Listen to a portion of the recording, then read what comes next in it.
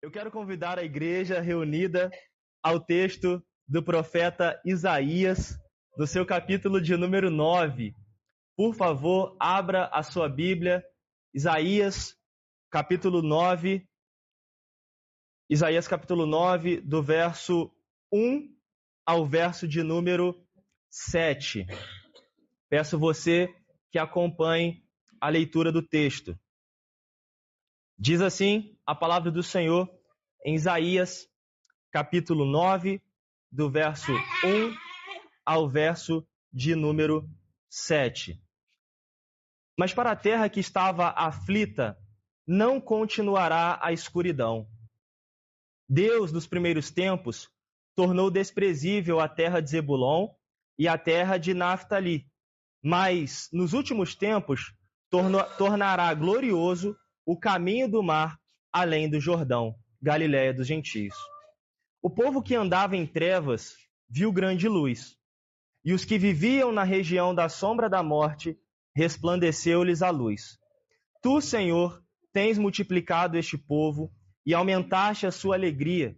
Eles se alegram diante de ti, como se alegram no tempo da colheita, e como exultam quando repartem os despojos. Porque tu quebraste o jugo que pesava sobre eles, a vara que lhes feria os ombros e o cetro de seu opressor, como no dia da vitória sobre os midianitas. Porque toda a bota com que o guerreiro anda no tumulto da batalha e toda a roupa revolvida em sangue serão queimadas, servirão de pasto ao fogo. Porque um menino nos nasceu, um filho se nos deu, o governo está sobre os seus ombros, e o seu nome será Maravilhoso, Deus Forte, Pai da Eternidade, Príncipe da Paz.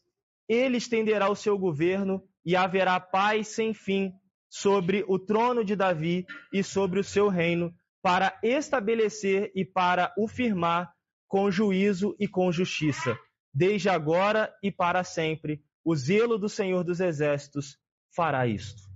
Irmãos, o texto hoje, do verso 1 ao 7, mas para efeito da mensagem, nós vamos trabalhar hoje do verso de número 1 ao verso de número 3, mas todo esse texto faz parte de um contexto. Digo a vocês que sem luz não há vida.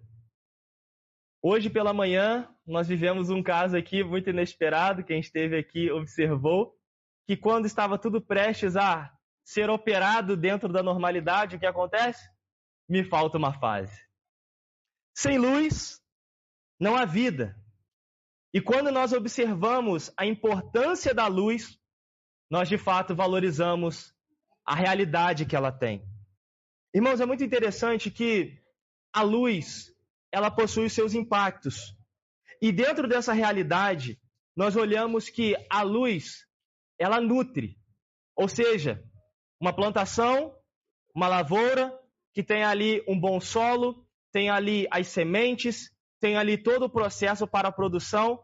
Sem luz, sem o sol, nem que seja uma luz artificial, nada feito. Não vai ter vida. Observamos também que quando nós estamos em casa, por exemplo, com a rotina alinhada, tudo certinho, para fazer tudo dentro daquele padrão de excelência, e aí falta a luz. E o que acontece, dona Leni? Só Jesus sabe. Aconteceu isso comigo, Paraíba tem dado uns picos de luz, eu falei assim, legal, e agora? Como é que eu trabalho? Irmãos, sem luz não há vida. Nós ficamos literalmente embaraçados ou mortos na ausência da luz. E este texto de Isaías, capítulo 9, ele vem trazer para nós, dentro deste contexto do 1 ao 3, a realidade de um reino que, no primeiro momento, ele estava vivendo um apagão. Ele estava completamente escuro, porque ele havia negociado a sua fidelidade com Deus. E por isso Deus, de uma forma bem ilustrada aqui, ele foi lá e apagou a luz do povo, trazendo juízo sobre a vida do povo. O contexto dessa passagem nos fala sobre um rei, e este rei ele se chama Acais, e ele, dentro da história de Israel, ele é marcado como um rei que foi infiel diante de Deus. Ele começa bem, mas termina mal. E nesse contexto, houve uma situação onde Judá se viu ameaçada por povos inimigos e assim, Acais, ao invés de confiar na palavra de Deus, de que Deus iria prover o livramento, dar todas as bênçãos ao povo, ser a segurança do seu próprio povo, Acais resolveu fazer alianças com povos vizinhos para garantir a sua segurança ao longo dos seus dias. Baseado nisso, o Senhor pesa a mão sobre a vida de Acais e também sobre a vida de Israel. Israel também tem culpa no processo, visto que vivia em tempos de pecado, de aversão à palavra de Deus, vivendo literalmente sem a luz de Deus em sua vida. E neste contexto, observamos que o Senhor, diante da sua misericórdia, isto é, misericórdia, lembrando, é aquilo que eu mereço, mas eu não recebo. O Senhor, então, usando de misericórdia para com o povo de Israel, ele promete o retorno dessa luz. E é por isso que é interessante pensarmos que a mensagem desse texto anuncia uma luz de esperança para um povo que estava imerso nas trevas. Então aqui, queridos, a proposta central diante do texto é destacar que o Senhor prometeu um novo rei. O rei não seria agora Acais mais sobre a vida do povo, mas seria a vinda do Messias, o Emanuel, o Deus conosco, um rei fiel, um rei justo. E nesse processo, as bases do reino não estariam mais firmadas na perspectiva de um rei que pudesse quebrar a aliança, muito pelo contrário, mas de um rei que de fato encontrasse alegria em cumprir a vontade de Deus ao longo dos seus dias. E por conta do rei, o reino seria abençoado. Eu acho que vocês já estão começando a encaixar as peças aqui de quem que eu estou falando, né? Então, é muito interessante que, uma vez, irmãos, que nós não temos a luz de Deus em nossas vidas, nós andamos nas trevas. Uma vez que a luz do Senhor resplandece em nossas vidas, nós temos vida. Tudo fica claro. As coisas começam a, de fato, ganhar sentido e propósito ao longo da existência. Então, hoje nós somos chamados aqui a observarmos um reino que, sim, estava vivendo um tempo de apagão, mas que diante desse tempo de apagão, o Senhor promete um tempo de alegria e iluminação, de luz. Então, hoje, irmãos, diante do texto, eu quero convidar vocês a meditarem comigo no seguinte tema: Jesus, um rei de luz. E por que meditarmos nessa ideia do Senhor Jesus como um rei de luz? Porque, irmãos, são muitos no nosso tempo que andam obscurecidos pelos seus caminhos. São muitos do nosso tempo que insistem ainda nos seus pecados, nos seus modos de ver a vida, nas suas próprias convicções. E este texto hoje irá nos ensinar que quando nós não andamos na luz do Senhor, nas convicções do Pai para a nossa vida, viveremos em trevas e angustiados, tristes, aflitos, sem esperança. Mas em Jesus nós temos uma esperança. Então, por que devemos assim olhar para a luz de Cristo? Por que a luz de Jesus deve brilhar em nossas vidas? Hoje eu quero deixar para vocês um belo motivo, um único motivo diante do texto do verso 1 ao verso 3, que é: porque a luz do Senhor gera vida na caminhada do seu povo.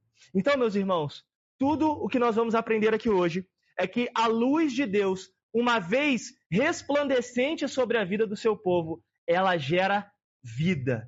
Então, crianças, aqui já vocês podem desenhar uma lâmpada, ok? Ao lado da lâmpada ou dentro da lâmpada, vocês podem colocar a cruz de Cristo, ok? E ao lado também vocês podem completar com uma Bíblia, simbolizando a palavra de Deus, a direção de Deus para o seu povo. Irmãos, pensando nisso, vamos ao texto, como de costume. O texto nos fala que a terra estava aflita. O verso 1 que nos diz lá: mas, igreja? não continuará a oscuridade. Ou seja, o momento era de densas trevas, de dificuldade, de apagão, de juízo sobre a vida do povo, mas o Senhor, diante da sentença, ele promete que aquele momento não seria para sempre.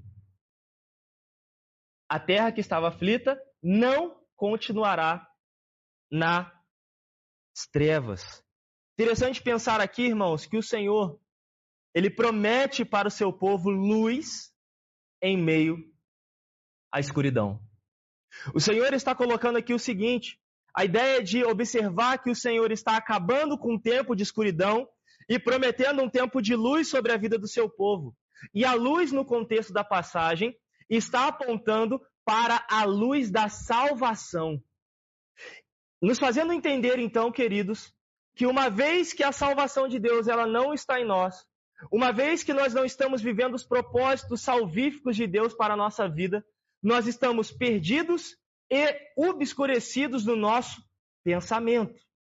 O texto ainda nos diz mais que seria um tempo onde o povo não estaria mais angustiado, não estaria mais sobrecarregado. E eu peço você que leia o verso de número 22 do capítulo 8. É só voltar um, Aline, por favor. Verso de número 22, olha o que nos diz o texto. Vamos lá? Não para a terra, e eles haviam angústia, escuridão e sombra de ansiedade, e serão lançados para a bênção suprema. Nos fala de um contexto onde o povo estava angustiado, na escuridão e vivendo nas sombras da ansiedade. É muito interessante, irmãos, observarmos que para este povo o Senhor ele diz: olha, esse tempo terá fim. Esse tempo de escuridão acabou. E é muito interessante que a notícia que o Senhor dá ao povo é uma notícia de alegria, é uma notícia de vida. Então, o verso 2 nos diz: o povo que andava em trevas, o que acontece agora? Verso 2 do capítulo 9, Aline. Isso. O povo que andava em trevas, o quê? E aos que viviam na região da sombra da morte, resplandeceu que Então o Senhor está aqui falando sobre um momento de restauração na vida do povo. Então, queridos, diante desse contexto, este reino que o Senhor está prometendo é um reino de vida, é um reino de alegria, é um reino de glória, inaugurada por este novo rei, não Acais, não um rei infiel, não um rei fraudulento, não um rei que não ouve a voz de Deus, mas por um rei que é justo, que é fiel, por um rei que de fato vem trazer a salvação sobre a vida do povo. Então, o cenário, de fato, é um cenário de contraste. Para aqueles que estavam ali, um cenário de tristeza, de dor, de morte. Mas o Senhor está prometendo algo de vida, algo remetente à alegria, algo direcionado para um reino estável diante dos seus caminhos. Queridos, o texto ainda nos diz mais. Verso de número 3, igreja.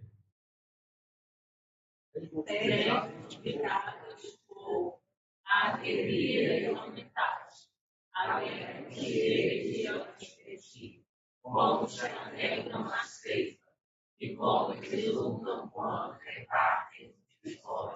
Então aqui existem algumas imagens, né? Onde ele diz: olha, tu, Senhor, tens aumentado a alegria do seu povo, eles se alegram diante de ti, como se alegram no tempo da colheita. Então imagina você, hoje nós não estamos num tempo tão agrário mais, mas imagina você depois de um tempo de trabalho, aquele trabalho duro, às vezes trabalho árduo, muito sofrido, mas você chega com a possibilidade de fazer aquela boa compra do mês, e você chega em casa e, Senhor, bendito seja o teu nome.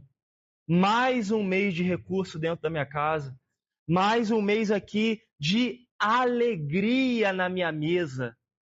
O texto está falando sobre isso.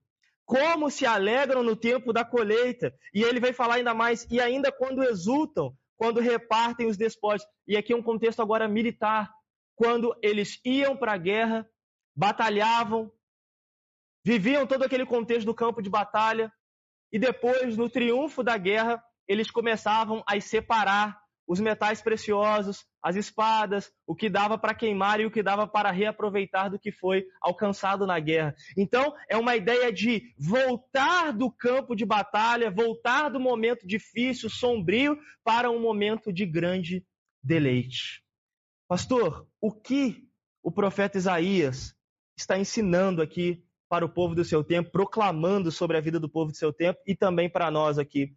Queridos, é bem verdade que o texto, o profeta, ele aponta para um rei que seria enviado para restaurar a história do seu povo, isto é, resgatar o povo das trevas para a luz.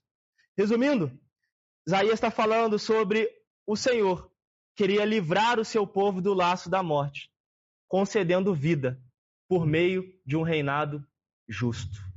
E é muito interessante, irmãos, quando nós pensamos em reinado, mas eu quero tirar um pouco o reinado de foco e quero colocar família. Como uma família que tem a luz de Deus, ela vive de modo, como disse o presbítero Paulinho, de modo abundante na obra do Senhor. Abundante ao longo da vida.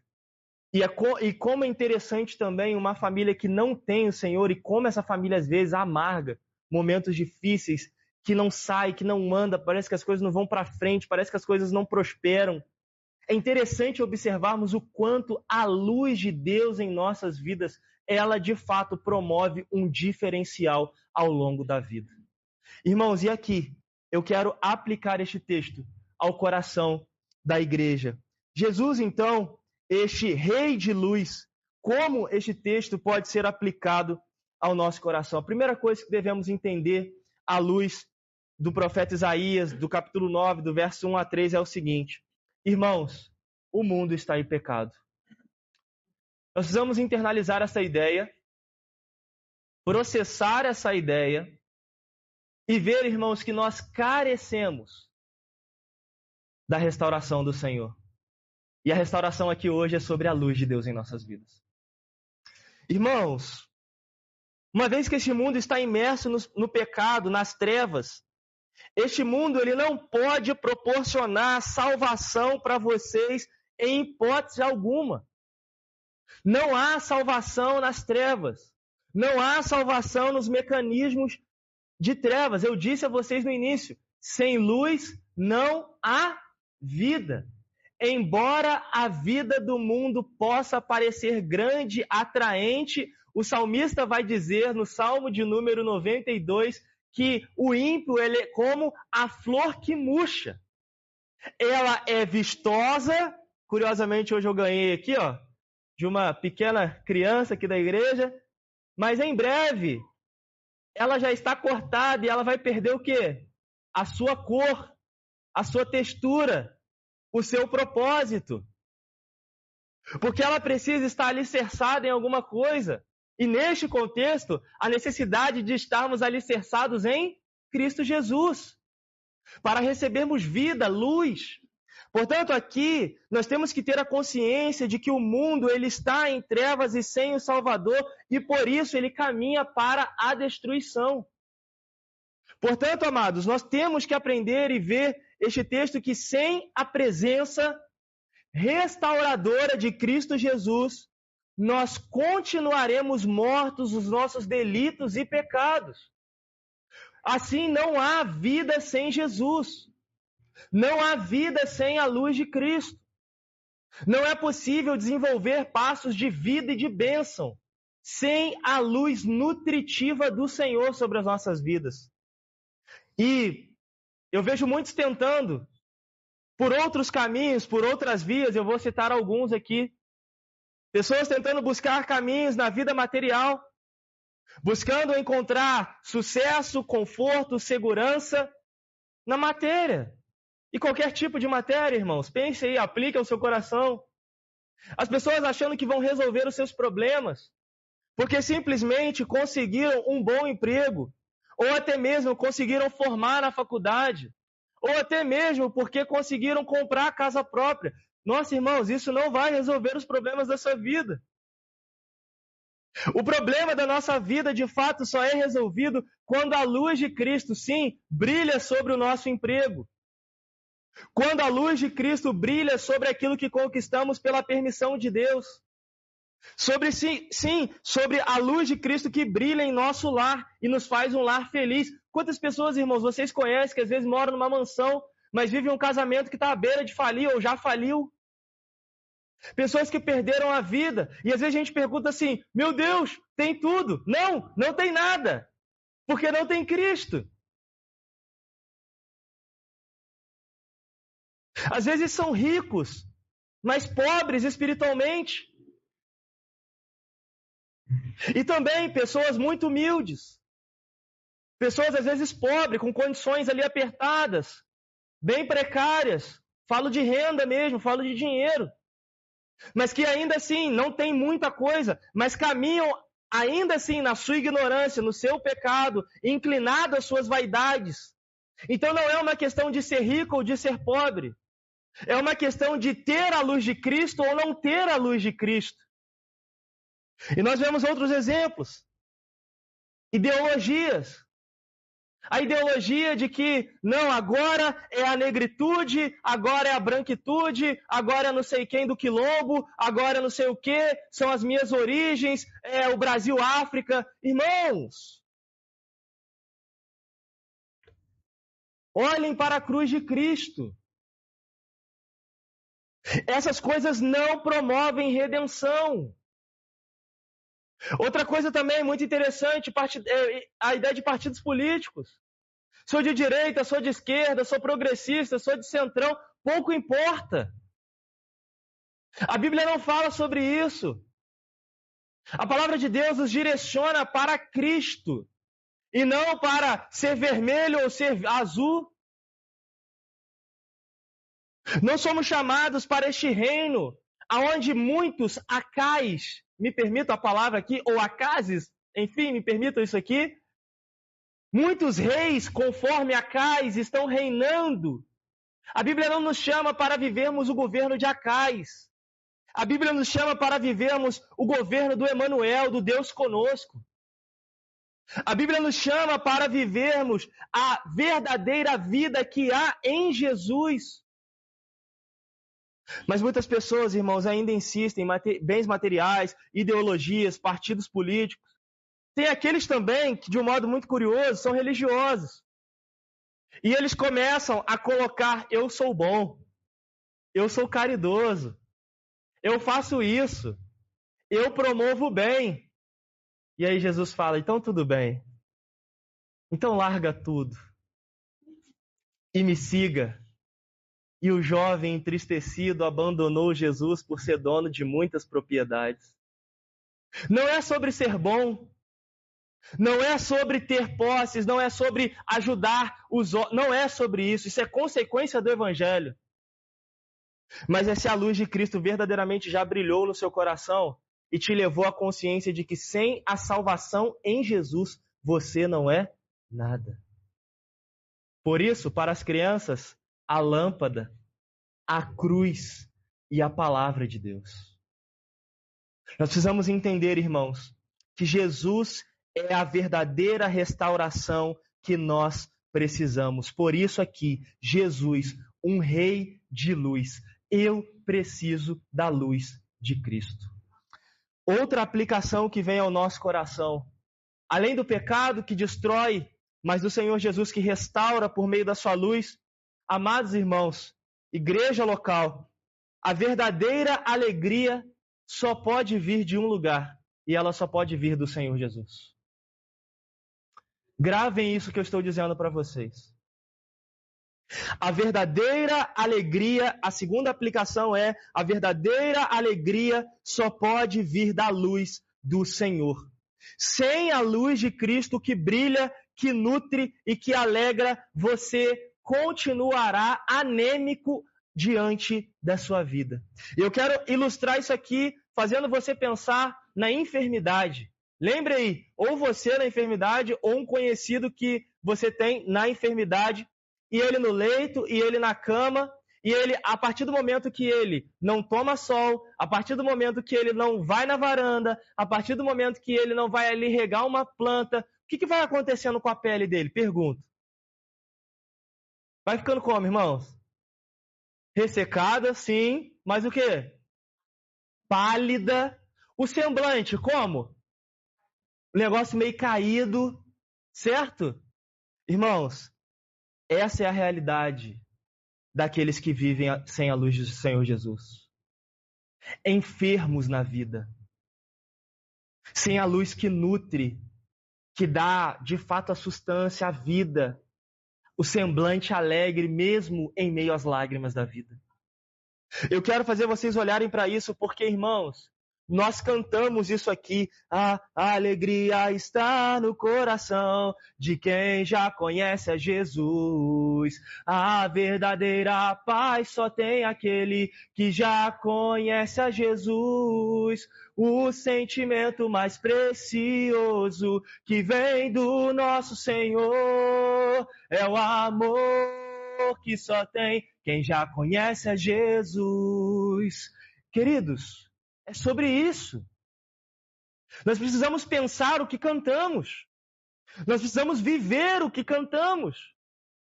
Portanto, não mais alegria nos prazeres dessa vida, nas ideologias, na religiosidade, mas por ter a verdadeira alegria que a luz de Cristo me proporciona. E se a gente não enxergar isso, irmãos, será difícil diante da jornada. E uma vez alcançados por Cristo, a nossa alegria ela é completa, porque a luz de Cristo ela gera vida em nós. E quando nós temos vida em Cristo, nós estamos alegres diante da caminhada que Ele nos deu. Queridos, eu quero perguntar a vocês: você tem essa luz? Glória a Deus, Dona Glória. Amém. Fico feliz com a participação da senhora. Nós temos essa luz, irmãos? Fica ao seu coração essa reflexão. E como eu gosto muito do André, quando ele fala assim, aquela pergunta da igreja martelou no meu coração a semana toda. Então, André, mais uma aí pra você pensar, tá? É muito bom isso. Terceira aplicação, irmãos, desse texto ao nosso coração. A primeira, consciência do pecado, mas a restauração em Cristo para o pecado das nossas vidas. A segunda, a verdadeira alegria só em Jesus. E a última, queridos, sob a luz de Cristo Jesus, há esperança. Então eu quero dizer ao seu coração nesta noite, estamos no mês natalino. Viva este mês com a perspectiva da esperança de Jesus que veio ao mundo e morreu na cruz. Nasce Jesus, fonte de luz. É o que nós acabamos de cantar aqui. Então, irmãos, observem. A mensagem do Natal destaca para a luz que brilhou sobre as trevas. É o que o texto está falando aqui. A luz do Natal é essa luz que veio trazer grande alegria e graças a Deus, o que o profeta Isaías anunciou no passado, hoje eu consigo ver e ter grande alegria. Eu vejo essa grande luz e essa grande luz é o Senhor Jesus. Portanto, em Cristo há esperança. Então eu quero desafiar o seu coração a não ser o seu próprio holofote que mira a luz para você mesmo. Mas eu quero desafiar você a receber a luz de Cristo, a viver a luz de Cristo, não ser autônomo como o rei Acais foi, negligenciando a voz de Deus, se voltando para si e não observando a vontade do Senhor. Nós somos chamados, irmãos, para vivermos assim, na vontade do Senhor, sob a luz do Senhor, para termos vida ao longo das nossas adversidades e ao longo da nossa vida. Por isso, diante de Jesus, há esperança. Então, nós saímos da enfermidade do pecado e agora nós somos assim, reerguidos, reestruturados, porque a luz do Senhor nos traz vida. E eu quero dizer isso para você. Tenha, em nome de Jesus, um mês natalino repleto da esperança que só Jesus pode dar. Eu aponto, irmãos, essa mensagem para Cristo, dizendo o seguinte: Jesus certa vez afirmou, eu sou a luz do mundo. Quem me segue jamais andará nas trevas. O Evangelho de João nos registra isso, e Jesus, ao afirmar eu sou, ele está falando para nós o seguinte: não existe outra via.